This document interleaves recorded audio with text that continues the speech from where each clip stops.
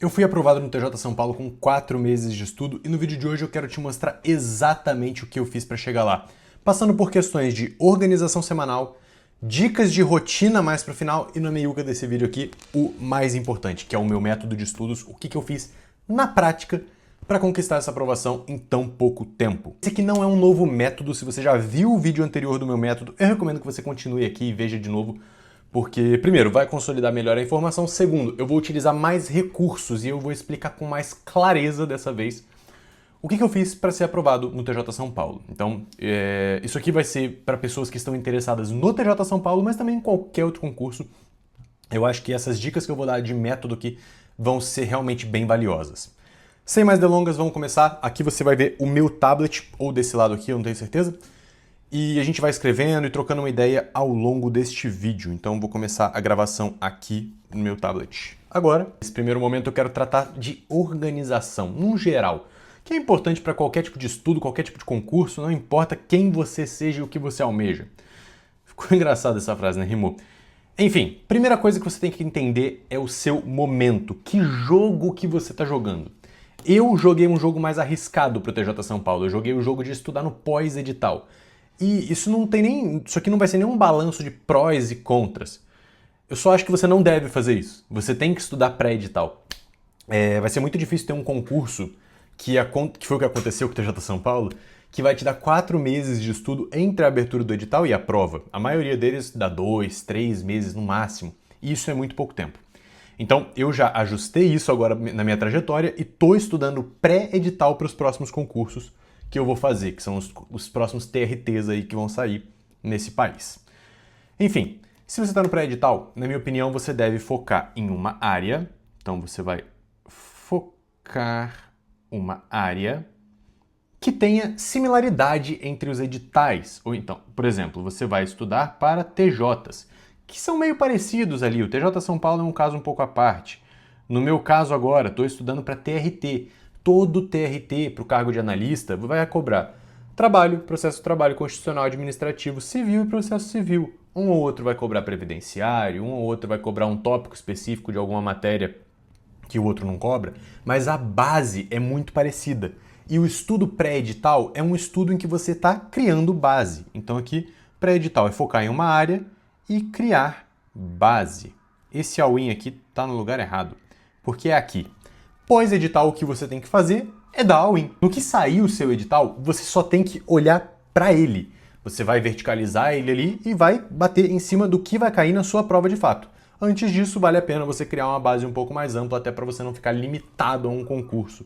Isso vale para outras áreas também, por exemplo, TRF, Justiça Federal no geral, né? Ou então, não sei, fiscal. Eu não manjo muito de concurso de área fiscal, mas provavelmente tem o mesmo núcleo de matérias ali.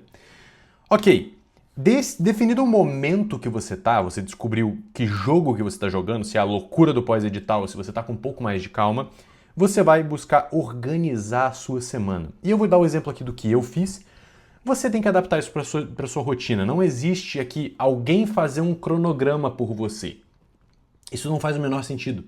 Cada um tem uma circunstância diferente, um horário diferente, um tempo de trabalho diferente, um nível de energia, de foco, de concentração diferente. Então você precisa fazer a sua divisão de matérias, a sua semana.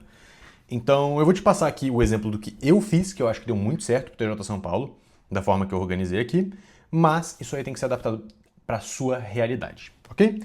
Vamos lá, como que eu fiz? As matérias de direito eu fazia uma por dia da semana, tá? Então eu vou escrever aqui bem abreviado. Segunda era constitucional, terça era administrativa, não lembro se era exatamente assim, em algum momento isso pode ter mudado, mas só para eu acho importante você ter essa base para você ter esse panorama geral. Quarta-feira vamos colocar aqui processo civil, no dia seguinte penal, processo penal, aí faltou legislação.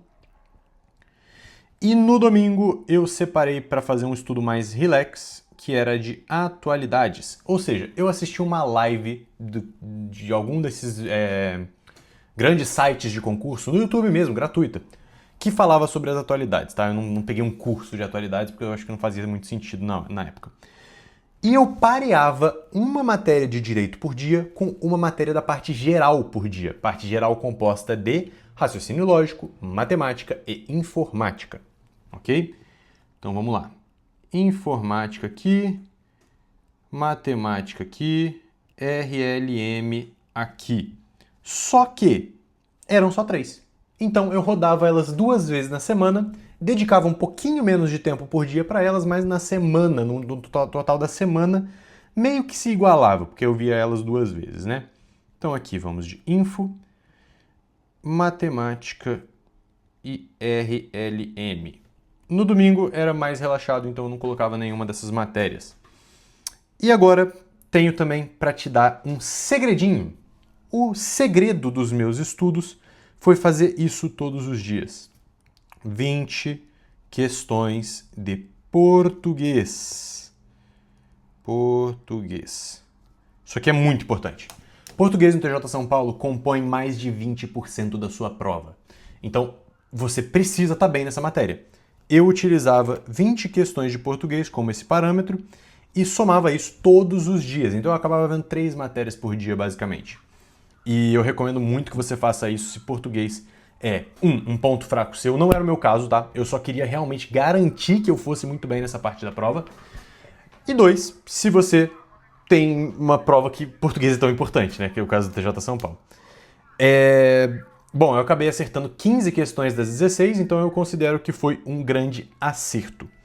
E agora, antes de entrar no método de fato, eu quero te explicar o seguinte. O método que eu vou te explicar, eu vou falar muito focado para essas matérias aqui, ó, as matérias de direito e legislação no geral, ok?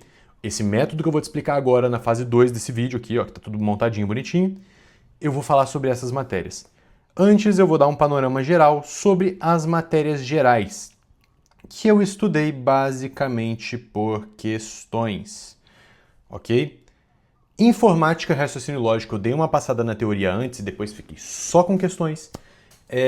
Matemática eu fui direto para as questões e ao longo das coisas que eu via que eu não lembrava como fazia MMC e MDC, coisa que eu vi, sei lá, no 8º ano da escola muito tempo atrás, eu acabei indo atrás de aulas no YouTube, mas eu não dei uma passada geral primária na teoria como eu fiz com informática e matemática, e raciocínio lógico, desculpa, mas o grosso do meu estudo com elas foi por questões, tá? Recomendo que você faça o mesmo? Cara, eu acho que sim. Eu acho que sim. Apesar de eu achar que isso me atrapalhou um pouco na parte de raciocínio lógico. Porque as questões que eu fiz de raciocínio lógico, de provas antigas, eles cobraram diferente na minha prova.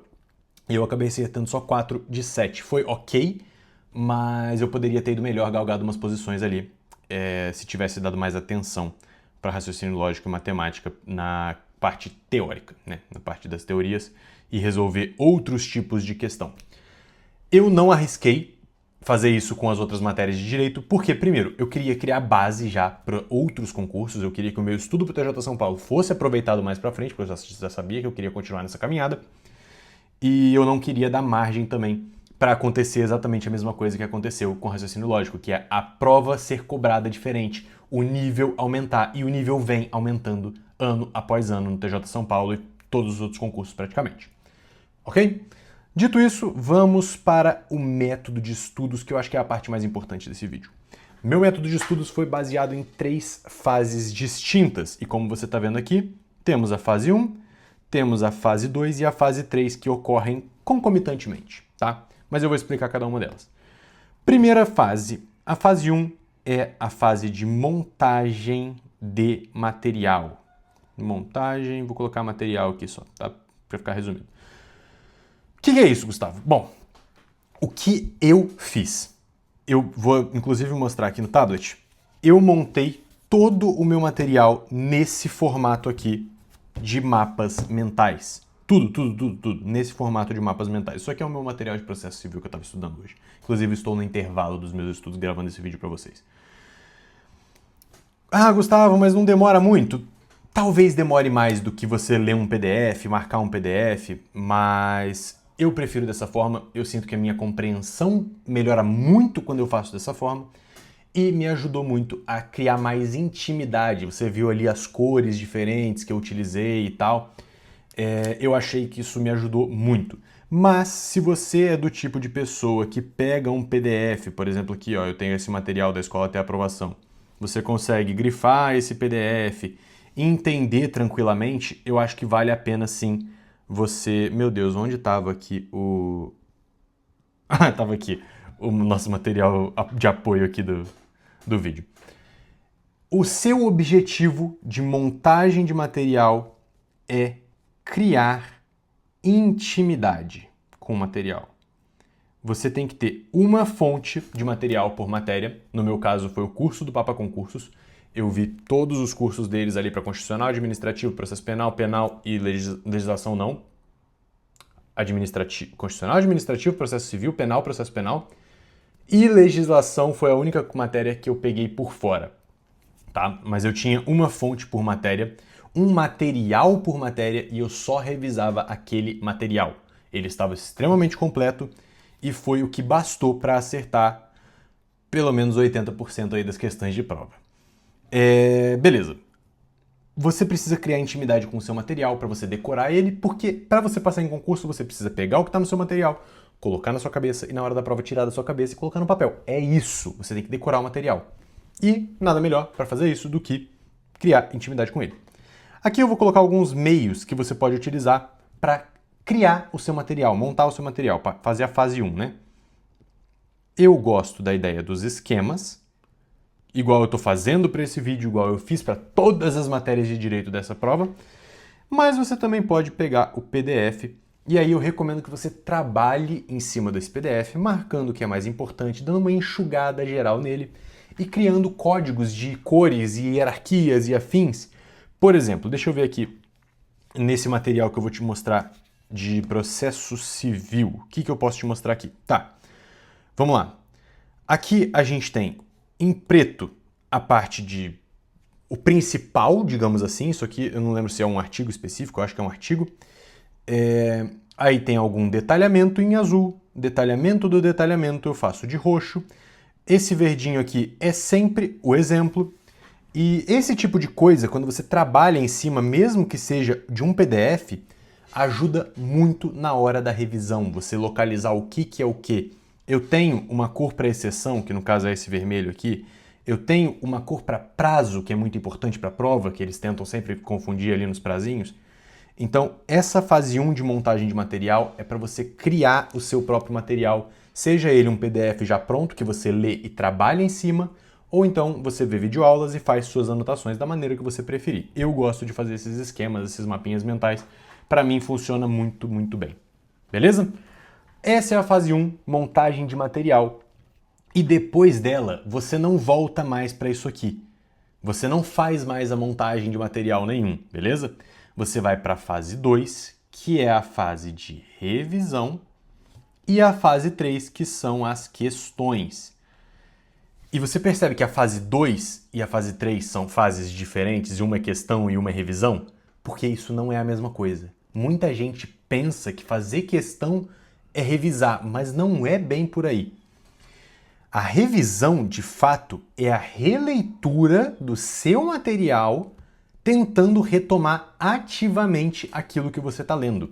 No caso, você vai ler uma lista ali de 5 hipóteses.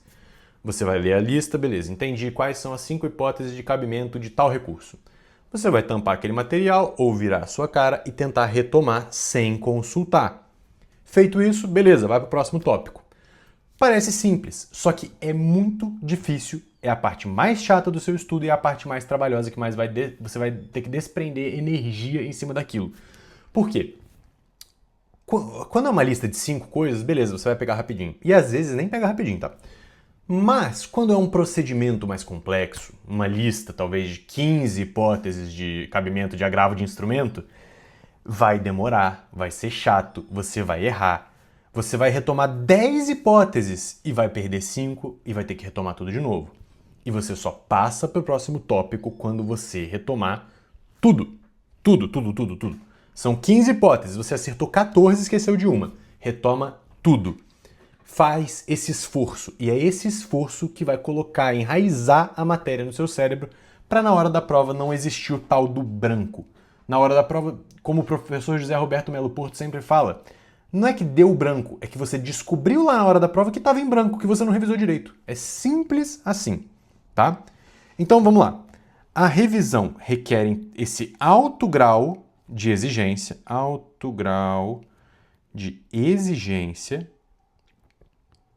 e, obviamente, um estudo ativo. Não é só releitura. Ok?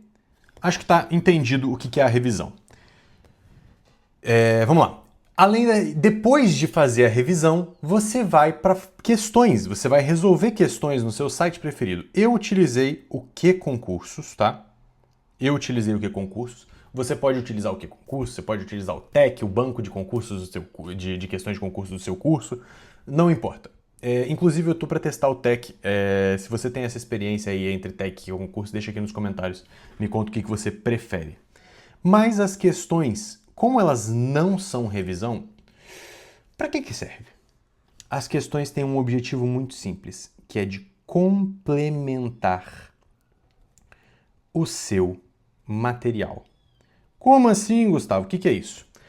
Vamos lá. Eu estou resolvendo questões logo depois da minha revisão. Eu revisei a matéria e vou fazer questões daquela matéria. Quando eu estou fazendo questão, eu posso acertar, porque eu lembrei da matéria, eu lembrei da hipótese específica, eu lembrei do prazo que estava me cobrando, maravilha, acertei lembrando, perfeito. Esse é o melhor dos cenários. Passo para a próxima. Se eu acertei, mas alguma alternativa eu fiquei tipo, cara, não tenho a menor ideia do que é isso, ou então eu acertei chutando, mas não lembrava bem, eu volto no material, procuro aquele tópico, reviso o que estava faltando. Ou então, se eu errei da mesma forma, eu volto no material, procuro aquele tópico e vejo o que estava lá. Se estava no meu material, foi uma falha da revisão. Beleza, tenho que revisar mais, é normal, acontece, faz parte. Perfeito, normal. Só que se a informação que eu estava procurando, que estava cobrando na questão, não estava no meu material, isso liga um alerta vermelho aqui que eu preciso complementar ele. Se eu não complementar, eu posso perder questões na hora da prova, porque uma questão que já foi cobrada, geralmente você faz questões antigas, existe uma chance dela ser cobrada de novo. Então, se você não tem aquela matéria no seu material, você vai acabar não revisando ela, logo você vai perder questão na hora da prova. Então, esse é o papel da questão no seu estudo. Além de você entender formato da banca, o que é mais cobrado, você pega esse feeling e depois você vai resolvendo questões, bastante questão. O principal é você melhorar aquele seu material base. E pode acontecer o contrário também. Você vê que o seu material base, isso aconteceu comigo, por exemplo, em Direito Constitucional. O TJ São Paulo é um concurso que busca muito a letra da lei, a letrinha ali da Constituição, a tal da lei seca, né? Por mais que eu faça nos meus esquemas, os meus esquemas contêm essa lei seca, esse grosso da lei seca. Pode acontecer do meu material estar até exagerado para o nível da prova. E é o que aconteceu. O curso que eu comprei é realmente muito completo. Ele vale até para cargos mais de maior dificuldade, né? De concurso de maior dificuldade. Por exemplo, eu estou estudando para analista com esse mesmo curso. Então, eu acabei enxugando esse material, tirando alguns apontamentos de doutrina, alguns apontamentos de jurisprudência e focando bastante na lei seca. E as questões foram exatamente o que me deram esse norte, sabe? Do que eu devo manter, do que eu devo tirar. Então, além de complementar o seu material, você tem que entender os formatos de cobrança da banca, que vai te ajudar bastante. Então é isso. Na fase 1 do meu método de estudos, eu monto o material. Na fase 2, eu reviso o meu material. E na fase 3, eu faço as questões para complementar o material. Tudo gira em torno de um material base bom, completo, que você tem que revisar e decorar. Porque é assim que você vai lembrar da matéria na hora da prova e vai acertar as questões. Se você achou esse método interessante, só fazer uma propagandinha aqui agora, é o seguinte, eu tenho aqui no link da descrição, no primeiro link da descrição, a minha Masterclass aprovado no TJ São Paulo. É um aulão direto ao ponto de 2 horas, não é curso, não é mentoria, não é nada disso. É uma aula, custa R$47, é o valor de um lanche aí que você paga no McDonald's, e você vai ter acesso, eu não sei se é 1 ano de acesso ou se é acesso vitalício, enfim, mas também, 1 ano de acesso tá bom, né? E lá eu te mostro exatamente como que eu pego a lei monto o meu material, tá? Não necessariamente utilizando as aulas do curso, porque é um curso que tem direitos autorais para os professores. Então eu te mostro como fazer isso a partir da lei, como que eu utilizo o meu esquema de cores, como que eu faria para utilizar um PDF caso você não goste da ideia dos esquemas, ou não goste de videoaulas e tal, como que eu faria para trabalhar em cima de um PDF dessa mesma forma. E também te mostro na prática, na minha opinião, é o ouro daquela aula, essa fase de revisão aqui, ó. Eu te mostro na prática como decorar listas, como que eu fazia a revisão com esse alto grau de exigência e também como que eu complementava o meu material através das questões. Mas é isso, tá no primeiro link da descrição. Eu espero que tenha ficado claro as fases aqui do método: montar o material, decorar o material e complementar o material a partir das questões. E agora vamos para o último tópico desse vídeo, que é a rotina que aprova. Aqui eu quero te falar sobre alguns ajustes que eu fiz na minha rotina que me ajudaram bastante e melhoraram o meu rendimento nos estudos. Eu acho que vale a pena você aplicar se você puder, se couber na sua rotina, tá? Primeira coisa, definir boas metas. Isso aqui eu tenho um vídeo separado só falando sobre metas e constância, que eu acho que vale a pena você assistir se é um assunto que te interessa. Eu vou deixar aqui na descrição também. Você tem que ter metas diferentes para cada uma das fases do seu estudo, tá? Na primeira fase, eu gosto de metas de aulas, número de aulas assistidas, ou então, se você usa o PDF, eu colocaria meta de páginas trabalhadas, tá? Para você avançar o mais rápido possível nessas matérias e ter o seu material pronto para ser revisado e complementado o mais rápido possível. Não adianta nada você colocar uma meta tipo, eu quero passar no concurso. Você precisa destrinchar essa meta para você conseguir realmente saber o que você tem que fazer no dia a dia, na prática, para chegar até lá. Então, na fase 1 eu gosto de colocar metas de aulas ou páginas, e na fase 2 eu coloco metas de tempo. Tempo, horas líquidas, horas de bunda na cadeira. Para fazer isso, eu gosto daquele método Pomodoro. Eu costumo começar a minha fase de revisão com 25 minutos de estudo, 5 minutos de descanso, ao longo do tempo tentando progredir até 50 minutos de estudo direto para 10 minutos de descanso, beleza? Mas isso aí também é extremamente individual, só fica aqui a minha menção ao método Pomodoro, que é uma técnica de gestão de tempo aí que eu acho bastante interessante. Ok, sobre horários agora, eu tenho um conselho um pouco perigoso. Vamos lá, eu sou uma pessoa que acaba ficando muito bitolada com rotina. Se eu coloco uma rotina muito rígida para mim, e não consigo seguir por algum motivo externo, e isso vai acontecer se você tem uma rotina rígida, eu tendo a desandar.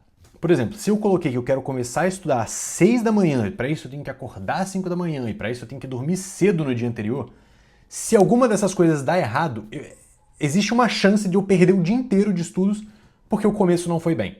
Então, para mim, vale a pena ter bastante flexibilidade na rotina. E eu tenho essa flexibilidade em razão dessas metas aqui. Eu gosto de colocar metas de aula no momento da fase 1 para isso. Cara, não importa o horário que eu estou cumprindo essas aulas, eu tenho a minha meta de aulas e eu vou bater essa meta de aulas. E vou além. Eu não tenho só uma meta diária, eu tenho uma meta semanal. Porque aí, se eu não consigo bater a minha meta diária na segunda, eu tenho como complementar na terça, na quarta, na quinta, na sexta, no sábado, no domingo, que seja. Então, assim, eu prefiro ter essa flexibilidade. Mas eu sei que tem gente que não consegue lidar com isso. Se você é uma pessoa que desfoca muito fácil, se você é uma pessoa que se dispersa muito durante o estudo, eu acho que vale mais a pena você ter uma rotina mais rígida. Então tem a flexibilidade e a rigidez, e você tem que usar isso de acordo com a sua personalidade, talvez, com a sua individualidade aí. Se eu fosse uma pessoa que, vou no banheiro rapidinho ali no meu intervalo dos 5 minutos do Pomodoro e acabo ficando meia hora no Instagram. Cara, eu encheria minha rotina de alarme, eu deixaria algo muito bem estruturado, os tempos ali blocados, para seguir aquilo, queira ou não. Mas, como eu sou do outro tipo de pessoa que precisa dessa flexibilidade, senão as coisas desandam, eu utilizo a flexibilidade. Então, assim, utilize seu bom julgamento para decidir o que você vai fazer com essa informação, beleza? E no mais, questão de atenção e foco. Cara, meio óbvio, mas reduzir redes sociais. Aqui. E talvez não tão óbvio, cortar multitarefas. Essas são coisas que estão hiperestimulando o nosso cérebro nos tempos modernos, digamos assim. E, cara, realmente atrapalha. Então, minha dica é você reduzir ao máximo o tempo de rede social. Quando eu tava na reta final pro TJ São Paulo, eu simplesmente bloqueei o Instagram, desinstalei os outros aplicativos. Pra não dizer que eu desinstalei 100% o Instagram, eu tinha 30 minutos por dia que eu me permitia utilizar para postar os meus treinos, que foi algo que eu sempre fiz ali num perfil separado do Instagram. Então, eu sou atleta de powerlifting, né, para quem não sabe. Então, eu tinha esses 30 minutinhos ali para isso. As outras redes sociais, TikTok, Twitter, eu apaguei do meu celular, não tinha mesmo. E foi o meu período mais focado de longe. Lógico, tinha a pressão da prova estar chegando e tudo mais, mas, enfim, ajudou bastante. E cortar a multitarefa. Claro, você não vai estudar lendo um livro diferente, né, do seu estudo e tudo mais, né? Mas o que eu digo sobre multitarefa é o seguinte. Cara, ouvir música estudando atrapalha. E ao longo do seu dia, aquela coisa que você faz de almoçar vendo uma série, almoçar vendo um vídeo no YouTube, talvez você esteja almoçando vendo esse vídeo agora, isso atrapalha o seu rendimento, isso deixa o seu cérebro hiperestimulado e depois, hora que você tá sem estímulo nenhum, tá você e seu tablet, você e seu PDF, você e seu livro, você e seu caderno ali, sem nada externo estimulando o seu cérebro, você fica com bastante dificuldade de focar. Então foi uma coisa que eu fiz. Cortei a série no almoço, cortei o lanche da tarde assistindo YouTube, cortei todos os tipos de multitarefa possível e imaginável e eu realmente senti muita melhora no meu foco, na minha concentração, tá? E eu acho que é isso. É isso que eu tinha para passar para vocês hoje. Método de estudos, organização semanal e uma rotina que é a prova. Acho que o ouro do vídeo realmente ficou aqui nesse mapa mental. Se você quiser tirar um print, não sei se isso vai te ajudar, fique à vontade. No mais, muito obrigado pela sua audiência. Qualquer dúvida, deixa aqui nos comentários. O link da Masterclass está na descrição e também vou colocar aquele vídeo ali sobre metas e produtividade e constância no geral, que eu acho que pode te ajudar bastante, tá? Então se você quiser assistir depois desse, na hora do seu almoço aí, como eu recomendei você não fazer, fica à vontade. Um abraço, até a próxima, valeu!